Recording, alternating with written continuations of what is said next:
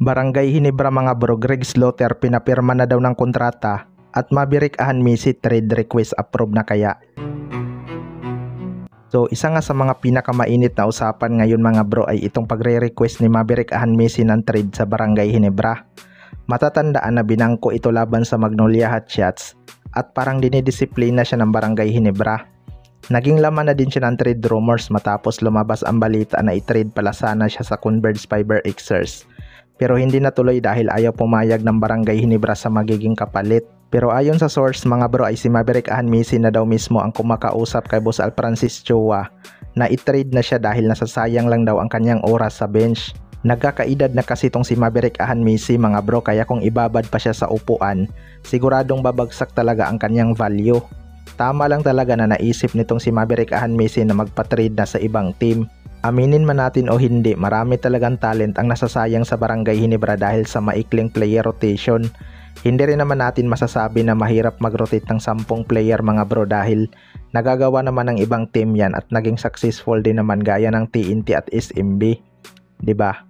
Sadyang wala lang talagang tiwala si Coach Timcon sa ibang player.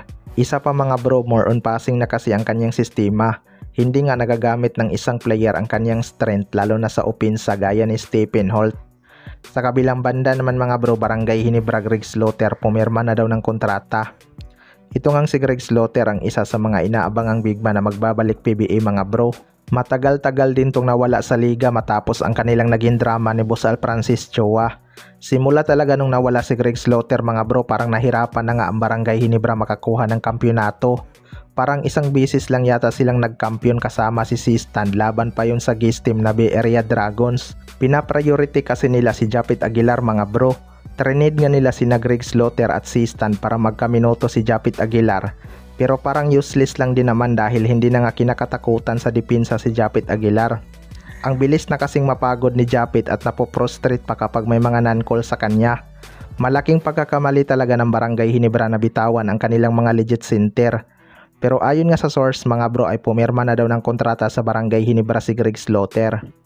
Well, para sa akin mga bro, kung totoo man yan, malaking addition talaga tong si Greg Slaughter sa Barangay Hinebra. Sanay naman na itong sa sistema ni Coach Timcon pero kailangan pa rin nilang makabuild ng chemistry dahil puro nga bago itong mga player ng Barangay Hinebra. Ilan na lang siguro dyan yung nakasama ni Greg Slaughter mga bro.